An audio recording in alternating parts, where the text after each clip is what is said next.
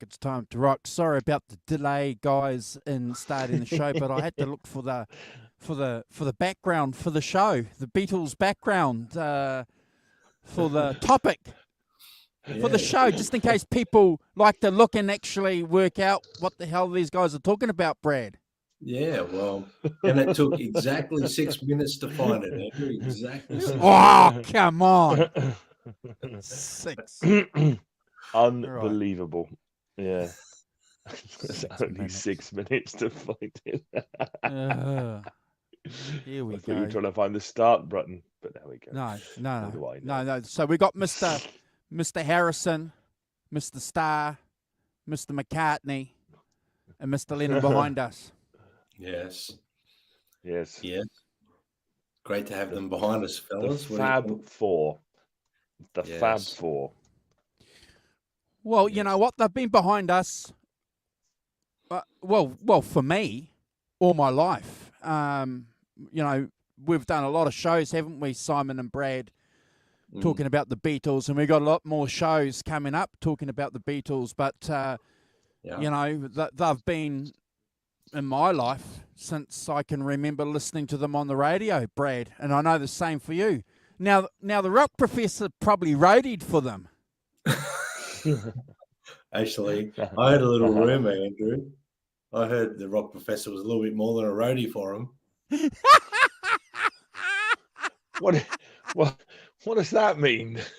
We know what you get up to on the weekends. What? Yeah, doing a weekend show on here.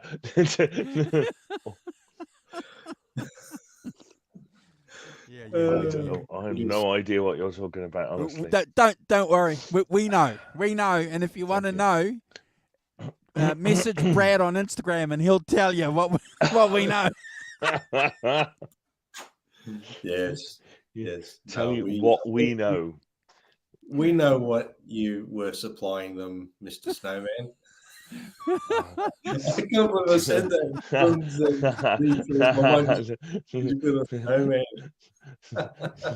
Do you want to build a... Yeah, well, that's right. Oh, my Lord. I was screaming in the front row in a dress. But, yeah, seriously, semi-seriously, you know, important band, aren't they? You know, important band, important individuals, and, you know, we've been fortunate enough on the channel to even do a couple of the solo albums from a couple of them.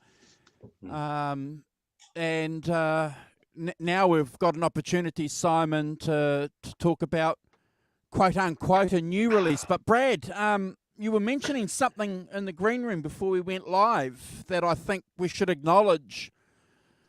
We're discussing a contemporary modern album. This is a new release, and it's #1 around the world, I think, I believe. Well, at least everywhere I've seen, and it looks like it's #1 on the charts. So it's second time in a week.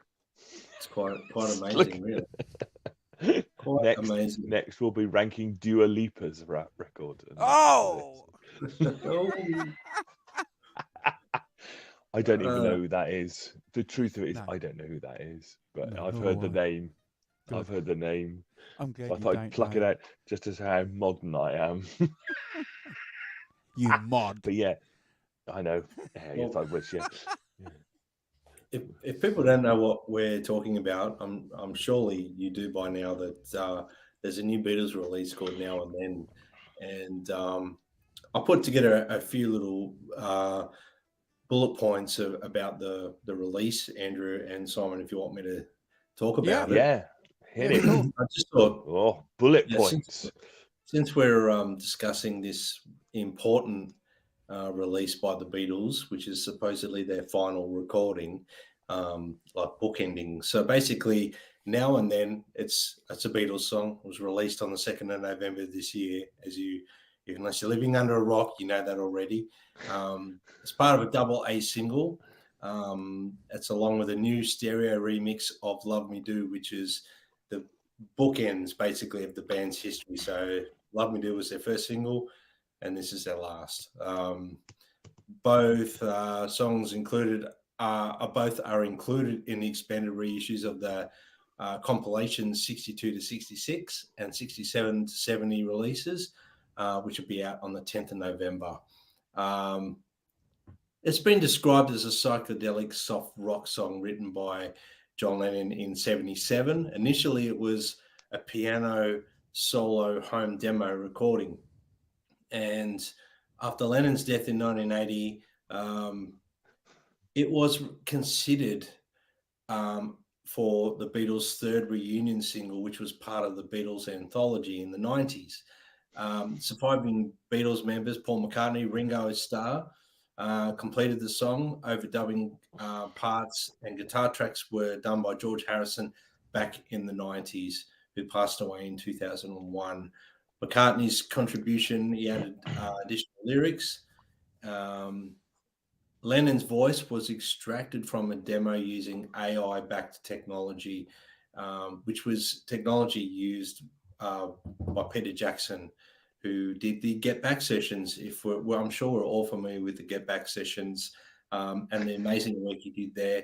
If people don't understand that, I'll quickly explain basically what the AI technology involved to do this was, say, for example, in Get Back, the sessions that they were going through, the band were playing their instruments, the band members were talking, and I know the band members were deliberately trying to talk softly so the cameras wouldn't pick it up at times. But Peter Jackson came up with a technology that was able to identify when someone's talking and someone's hitting a guitar, someone's playing a drum piece, whether it be a snare, kick drum, tom.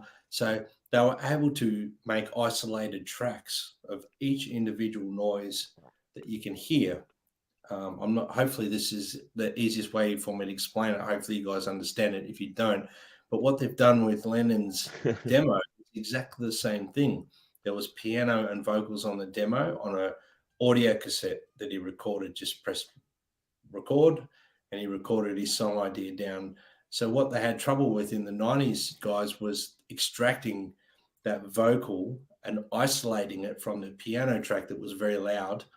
And there was a 60 hertz frequency in Real Love, Free as a Bird, and this song, Now and Then. But this one had it really bad, apparently. And basically the surviving members started work on the song. They completed some overdubs and they tried, but they got to a point where they said, Harrison was disliking it because of the technical issues. He said it sounds like rubbish. So they couldn't continue. Democracy. The band are a democracy. So if one person didn't like it, they shelved it. And obviously it remained shelved until 2023. When Paul McCartney, thought of this idea and brought it up with Peter Jackson. Or Peter Jackson, he gave it to Peter Jackson. There's a little documentary on the Beatles website, 12-minute one that explains what they did. But this all came out of Yoko Ono giving these tapes speaking to George Harrison on the phone and saying, I've got these tapes of John doing song ideas. Do you want them? And Harrison, of course, said yes.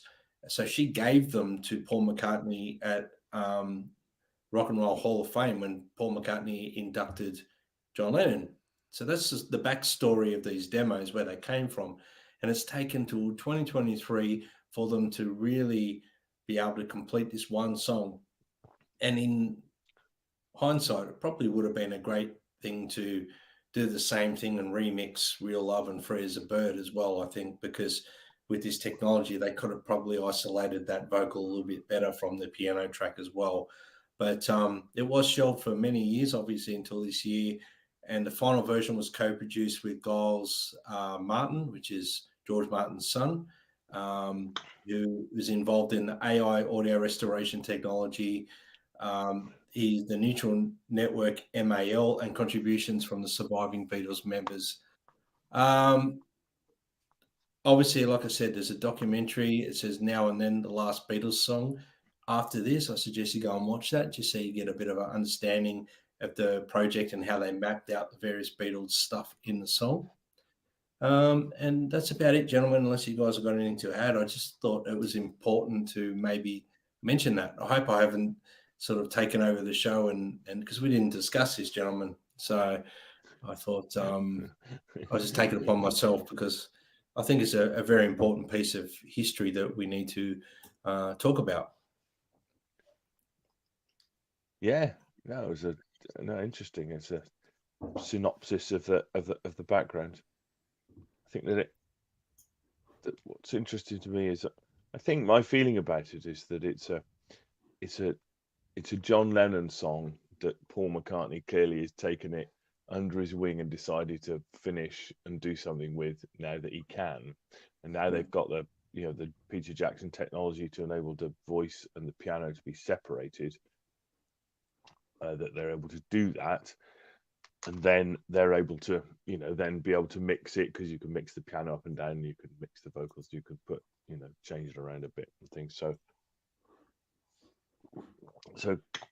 it seems to me that's the piece of technology that has enabled it, and Paul has taken that and then he's really fashioned the structure of the song and the arrangement around the vocals and the piano, and then being able to play with that a bit. Ringo clearly playing drums on it, and but I think my understanding was that Paul played the slide guitar part in the style of George Harrison, and it isn't George Harrison actually playing it on the recording that we're listening to now. No, he plays. George Harrison plays the acoustic and the electric guitar parts, other than the slide. Is Paul, isn't it? Yeah. So basically, they worked on it for about a day with Jeff Lynne from ELO when they did Real Love and Free as a Bird, and they got to a point with it where they couldn't work with the demo that John had done because the piano was too loud and that frequency was there, and that's why George Harrison said it's rubbish, we can't do anything with this. But all these years later, having this technology to be able to isolate it, I think they've done a pretty amazing job. So basically, it's definitely George Harrison playing acoustic guitar and rhythm electric. You hear in the second verse there's a rhythm electric. Paul McCartney obviously redid his bass. Ringo redid his drums. I believe that they actually, when they were working on it, they just had it down to a basic beatbox type drum machine, I think, at the time, so that Ringo had to put his drums on. And they were really trying to piece it together. So technology has been a blessing in this case where they've been able to do it. But there's a couple of things that in the song that I've really picked up on. Obviously, the tempo is a little bit faster than the original. Have you guys actually heard the original? Yeah. It's the piano piece with John singing on it. It's a little bit slower.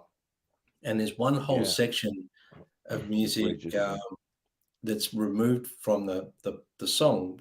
John goes, I don't want to lose you. He does this, no, no, no, no. And it's sort of like he hasn't got all the words for it. So he kind of just hums a melody and stuff. And I think they took that creative liberty, like, Paul and John probably did back in the day, and said, no, I've got an idea, put this in or whatever. And they just stuck with his verse, his chorus, and they changed the middle section accordingly. But they've also added background vocals from Because in that middle section. I don't know if you guys have picked that up. So they, the isolated Because the World is Round. That song on the anthology, they've got that isolated a cappella version of it. So they've just put those sections into that middle section. They've probably arranged that whole section around that background vocal to make it work. Did you guys know that? Yeah. Yeah. I had read it. Yeah. Yes, indeed. So, thoughts, gentlemen? What are your thoughts on the song? Andrew, go on. You have a go. No, I'll go after you. I'm just Well, checking the comments. my thoughts on it are that I think I've said something that I don't particularly think it's a Beatles song. And the reason I don't think it's a Beatles song is that for me, Beatles songs are about, and we saw it in Let It Be, where they're all gathered around the room and they're playing stuff, and Paul will play something and John will chip in, and I know earlier, they bring songs and the other would go, no, don't do that kind of thing. And I think that the essence of the Beatles is a collaboration in the composing bit that I think is absent here. I think, John laid this down on a cassette, that's fine, but really it could have come from Walls and Bridges, or it could have come from one of his later albums, as a solo song, and not something that and I think they are distinct from Beatles songs, that the solo stuff, and I think you can kind of tell that it's a later period John Lennon song, which the others have added part, which has been enhanced, and the others of Ringo and specifically Paul have added their parts to and made it into a complete song. I understand why you would want to release it as a Beatles single. It continues the legacy. It's the number one single. It's kind of like, if it's the number one single, and on YouTube it's been out for 2 days, it's had 22 million views already. So you can get some idea about how much of a stir it's created. And I think how everybody's talking about it. Radio 2 in the UK had a kind of big kind of launch thing about it, and winding up for days beforehand. And but and as I say, I think it's really good, but I don't think it's a Beatles song really myself. I wouldn't call it a Beatles song. I call it a John. It's a bit like, to me, John Lennon was in the studio, and Paul and Ringo turned up, and he said, "Well, play on this." So they did, kind of thing. One of those things where if they'd been in the room, then he might have, but it wouldn't have been a Beatles song. And I think it isn't a Beatles song, and I'm not trying to belittle it as a song, because I think it's a really good John Lennon song, but I think that's what it is actually. But that's not let's not forget the commercial thing that underlies this, is keeping the Beatles legacy alive. And in 2023, as we are, talking about something that was recorded, was it 40 years ago or whatever, is quite extraordinary. And for it to be the number one single, 53 years after the Beatles split up, is amazing, really. But that's kind of its job, isn't it? And who's to say what they'll do next? Now they've got Peter Jackson's software to be able to do these things. How much more you would want to do with them, we'll see. But I think that's kind of my thoughts about it, is that that it isn't, and it's a John Lennon song with the other two on it. Well, three. Sorry, George on a Ouija board. Phone it in, George. Andrew, what do you think? Oh, look, we've got Dave in here, a good friend of the channel, Rolling Stones nut. He was with us from day one. Want to do a special shout out to him. The worm has turned. He is now officially a Beatles fan. He's been to Liverpool. He's took his lady to Liverpool. So he's now I think the three of us should take a claim and responsibility in helping turn him, Brad. We'll climb on any old bandwagon we will, won't we? Look how influential we are. We've turned Dave into a Beatles fan. You got it, bro. You got it. Influential. Influencers, that's us. Hey, Brad, Simon, you social influencers. You know it. You know it. You learnt that here. We're social Yeah. I'll go and ask some other people, see if they agree.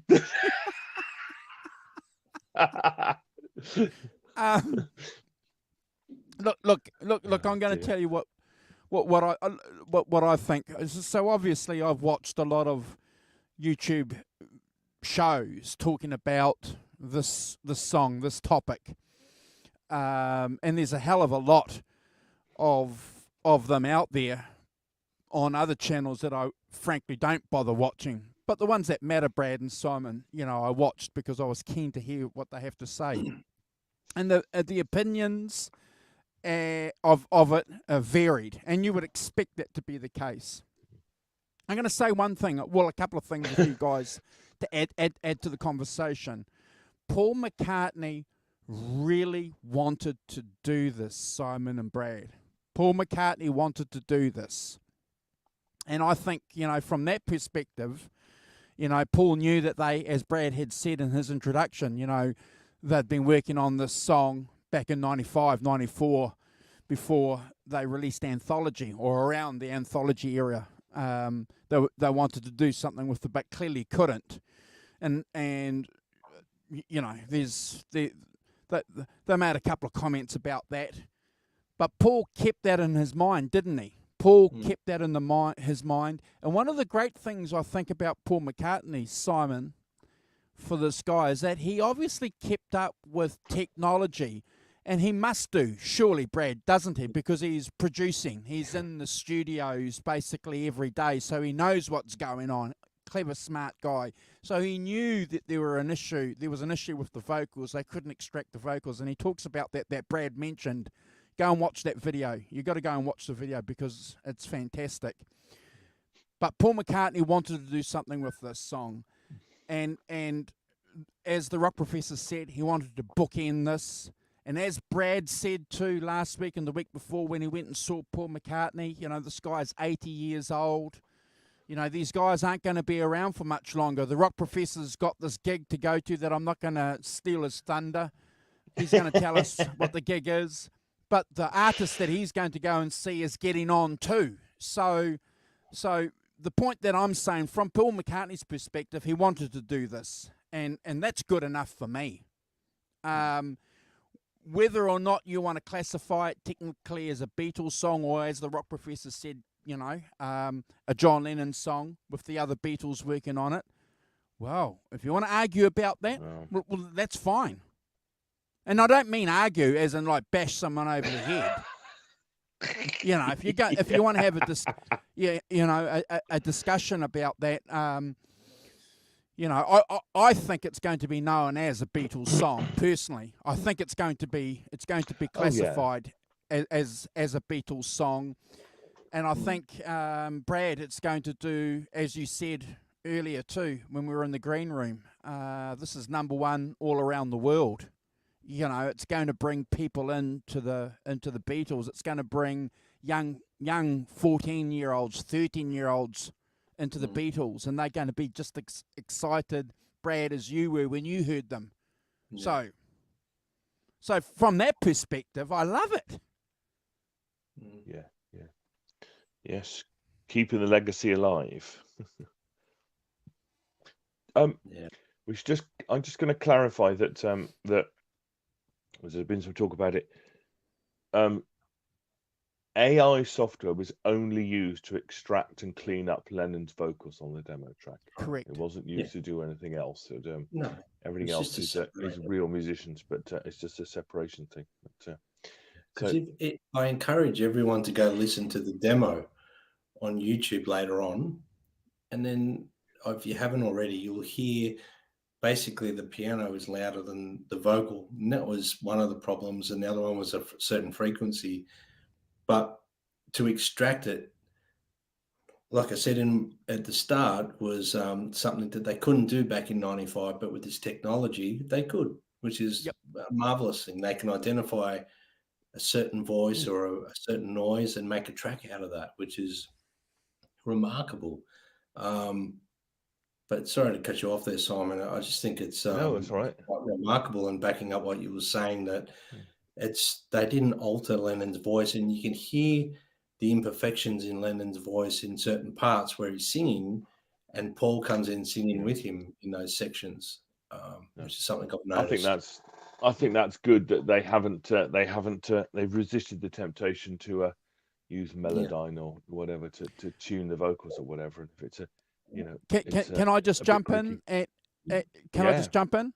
Okay, so I read on that guy that's got about 5 volumes of recording the Beatles. He's got 5 books out with all the Beatles recording gear. He's a Canadian guy. His name escapes me. Jeff, I think is his name.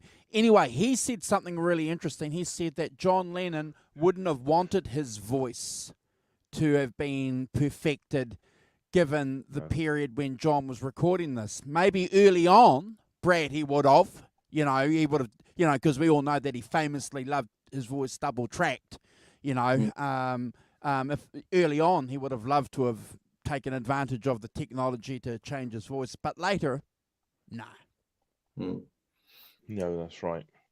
Well, my opinion is I'm going to look at it like a Beatles song. Sorry, Simon.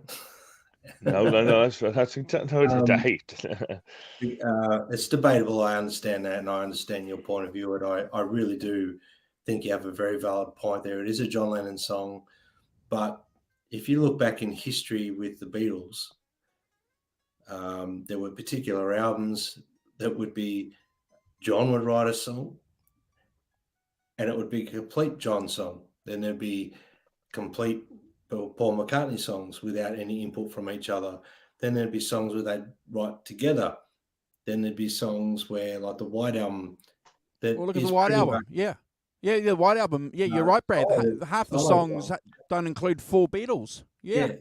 So what I'm getting at is, in history proves that there can be 2 people from the Beatles on a song and they call it Beatles. So I'm glad in a sense they've done it. And I agree with Andrew in the sense where it's going to draw younger fans to listen to the Beatles. Like, say, for example, it was a very exciting moment for my son and myself. We sat in my car, put it on Spotify, pressed play together, and we both got goosebumps. My son was grabbing my arm and going, "Oh, wow," like he's freaking out about how amazing it is. So for him, it was like hearing a new Beatles song. And it was like, for me, even though I'd heard the demo before, because they're all there on YouTube and I'd heard it before. But the same thing happened when I heard the anthology series, gentlemen, when I heard Free as a Bird and Real Love. And people did the same thing back then. Oh, it's not a Beatles song. It's blah, blah, blah, blah. It's a John Lennon demo. But I put it in the context of, well, John's not here anymore to like contribute. It's beautiful to hear John's voice, especially when they play his voice just isolated like a cappella. You hear it, it's haunting, it's amazing. And to actually go, well, John hadn't completed the song, so McCartney took some creative liberty and changed a few little things here and there. So I think it's like the old days, but just they've used modern technology, and John not being here, and the fact that Harrison even tried to work with it and then just couldn't get his head around the audio high fidelity not being great, and then said it's rubbish, we can't work with this. I think Lennon, McCartney, Harrison and Ringo would, if let's be honest, if Lennon wasn't shot, would the Beatles have rejoined and made more music? I personally think they would have, because maturity brings, a lot of things into play. You start realizing chemistry in a band is very hard to have. It's not something that you can just go join 4 musicians together and instantly they're going to be like the Beatles. It's a magic moment. So for me, it was just a cool moment to listen to a new Beatles song that I think the world will see it in 20 years' time as a Beatles song. And I think they did it very respectfully in changing the little things they did and bringing it to the forefront to the public ears. I think I remember hearing McCartney saying that he thought it was beautiful and the world needed to hear it. He felt guilty holding it back, and wanted to complete it. So after seeing McCartney play, last month, I have nothing but a lot of respect for that man. Being 81 years old, he's the biggest Beatles fan in the world. He still loves the Beatles. Like, he talks about it, that he is a Beatles fan. That's how he talks about the Beatles. And anyway, I could waffle on for ages, gentlemen, but appreciate everyone's opinion. I'm not saying mine's right, yours is right, Simon, yours is right, Andrew. I think it's a collaborative thing. Everyone. But the one thing I will say is, please, online, I'm part of Beatles groups and that. Stop bashing each other around. Everyone's entitled to their opinion. Not everyone's opinion is valid. Don't bash someone up because they're saying, "Oh, I see it as a Beatles song." Oh, I don't see it. I've seen a lot of that. And let's be honest, John wouldn't like that, It's all about peace, So that's all I have to say about it. I know there's a few people in the chat here talking about this, which is great to see. So yeah, I think we've done a pretty good job discussing it. I'm saying mine is right, John, as well. Yes, I suppose that kind of leads on to, and you said that the Beatles Red and Blue albums are being expanded and remixed and put Yes. out again. So I mean, I've got the I can't get them out. They're on the cupboard behind me. I'll get them. I've actually got them on red and blue vinyl, so the original on red and blue vinyl. Clearly, now they've just gone down in price because they've re-released it. That's right. That's right. But my understanding is that these Here and Now is going to be on it, or an expanded version of it. Yes. So 66 to 70 should be 66 to 2023 because it. Yes, that is true. Kind of thing. That is true. And that makes sense because when you consider if the song is a bookend, I'd want it on an album. It's okay to have it released as a Spotify single, isn't it, or on their website as a digital thing. Do they make 45s now? I don't know, guys. I don't see them in the record shops I go to. But Simon, them putting it on the red and blue release makes perfect sense. Yeah, no, I think I agree with that. I think that they put Free as a Bird on as well, and good. What's it on? Real Love. So they're going on as well. Apparently, as cool. Which I think is. Well, I think that's the right thing to do. To be honest, I think if you're gonna, you might as well those 3 post Beatles singles, if you want to call them that.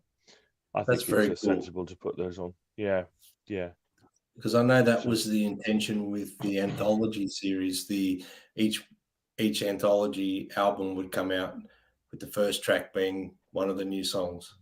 Yeah, and they couldn't finish right. that one. So you're right. They were also given another one from Yoko. I think it was "Grow Old with Me," but that was already released on Milk and Honey. You got to remember this too, Brad. Though the vinyl sales around the time when anthology came out, it was just like dead. Do you remember? One minute, Simon, you're walking into record shops, and then they're gone, and it's just all CDs, Brad. So that was another issue. I got a couple of questions I want to throw at you guys that I've picked up along the way. So apparently, Sean Lennon is heavily involved in getting this pushed across the line too, because he's taken over or assumed some responsibility in his dad's affairs, which isn't a bad thing. That's great. It's great. Yeah. You're right. So apparently he was instrumental in wanting to get this done for his dad. So that's got to be seen as a good thing too. Oh yeah, 100%. Yeah, 100%. Oh look, I think it's not about money. It's not about money, is it? Do you reckon McCartney needs any more money? I mean, he's just done, you know, a tour here in Australia that will sell out 53,000 people per stadium or more. Each Doing what ticket he should be ranging doing. from, Yeah. you know, Australian dollars, we're talking about from $600, $700 to $1,000 down to $200, $300. The average, say, $600 a ticket. He's making a lot of money on tour. He doesn't need to. His t-shirts were $60. I mean, it's not like he needs to make money. I think he No, did well, the it Beatles. outright. No, none of the Beatles do, you know. And obviously, John's not touring, but you know the you know the Lennon estate in itself, you know. So it's not for money, and I agree, you know, with the point, you know, that a couple of learned Beatle fans have made in the forums that Brad's talking about. You know, John Lennon. Paul McCartney wanted to do this. And if it's a bookend, like the Stones we were talking about the other day, if these guys see themselves as stopping soon, Yeah. Well, I mean, well, they're going to have to, aren't they? At some point, you know, how old's Paul McCartney? 82. So, you know, it's kind of, you know, at some point, but hats off to him for still touring at 82.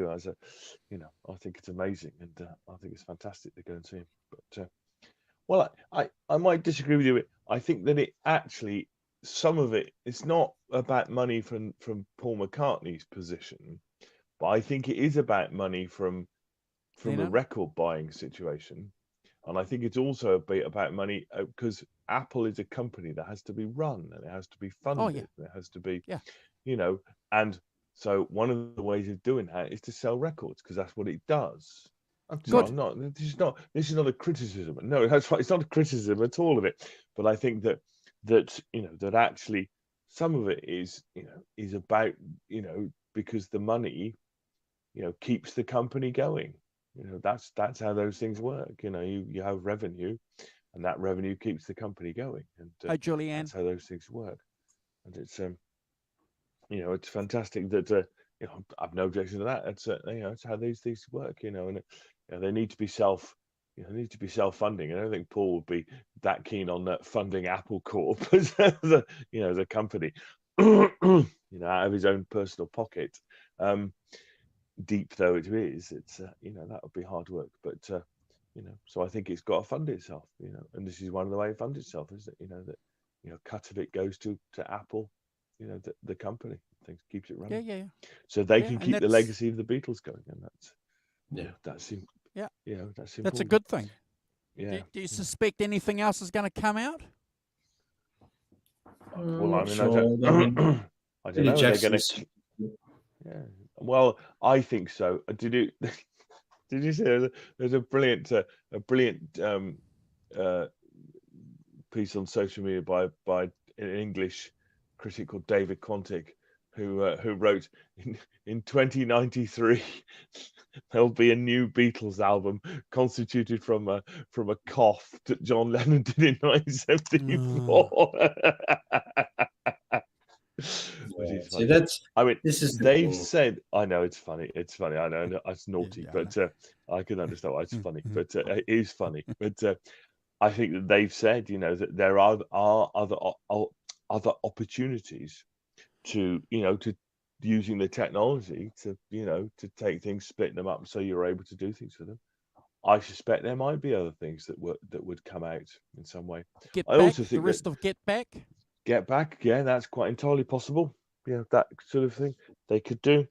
I also think that they've not. Have they? I don't think they've remastered the early albums yet, have they? I mean, Giles Martin's been going through, but he didn't start it with the Beatles, did he? He started. No, they're still Revolver? going. Yeah, they're still going.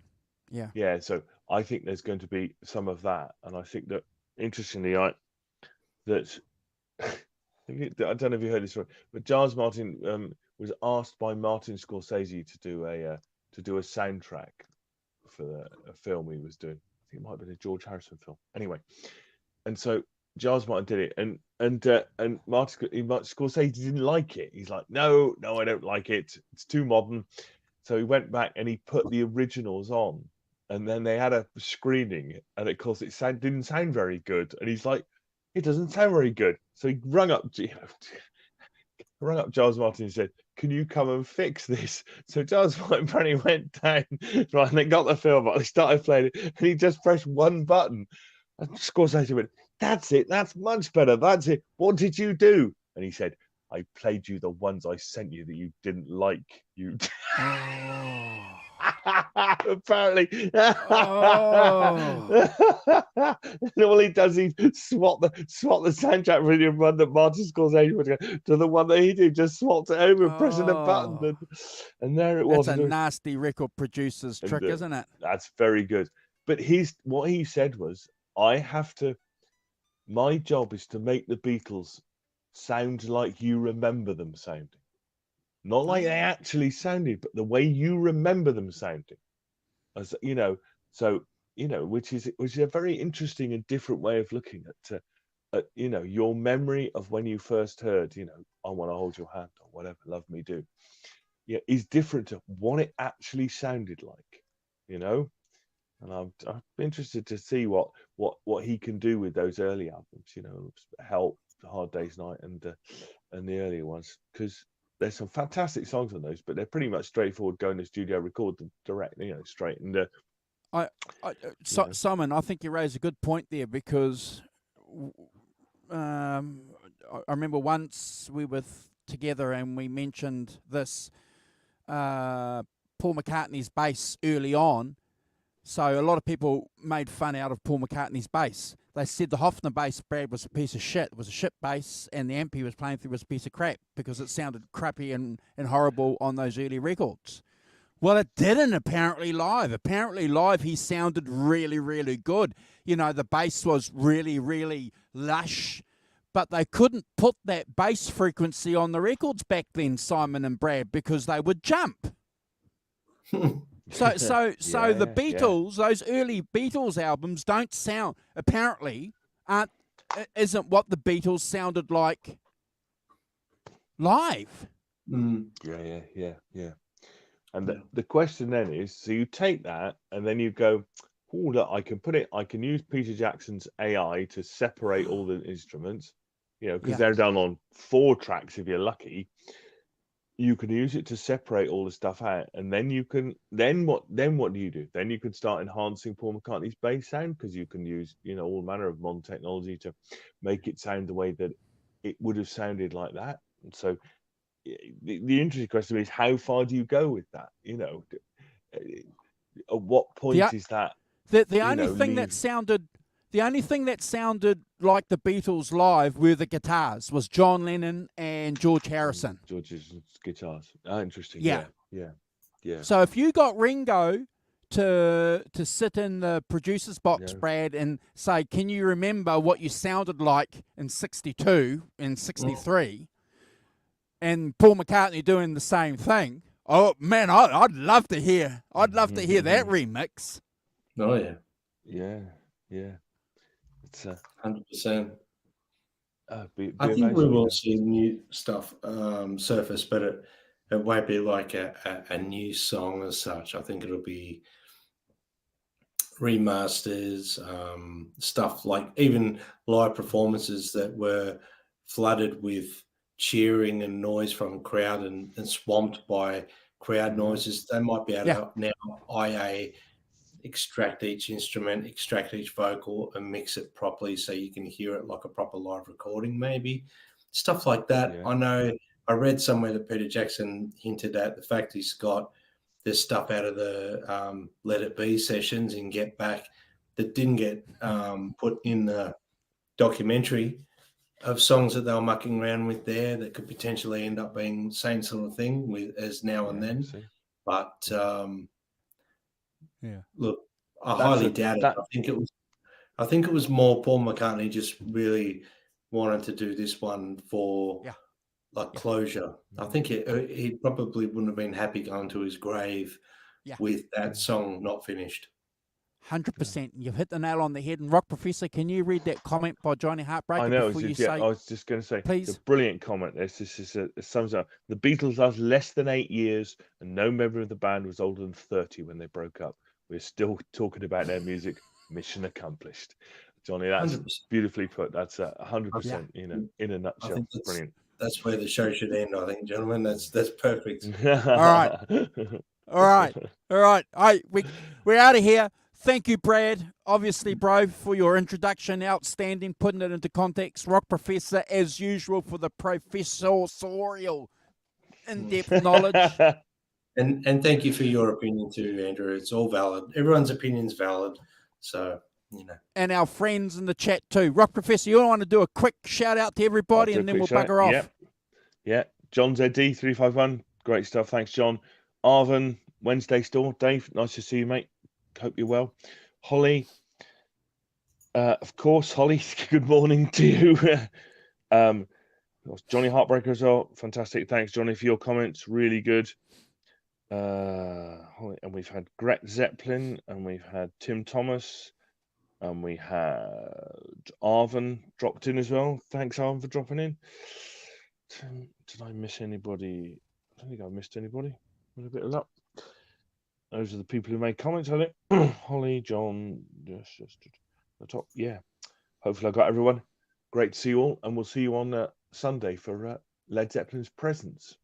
Yes. Take it easy. I just want to say adios to Julianne, who's watching from Facebook, and Davey from Portugal, watching from KXM Facebook Rock as well. Yes, and Good to see you, KXM. Thank you very much. KXMS Rock. We're going to be back here on Sunday in about 3 days' time. Brad's going to be leading the charge on Presents. I want you to bring your black obelisks. Obelisk. I'm surprised we haven't had John ZD351 alter the images on that album cover to our three faces. No, don't. Oh! Oh!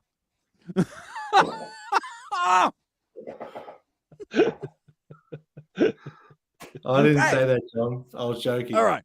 Okay. We're out of here before the... Shows your obelisk. No. Stop that. Bye. Bye.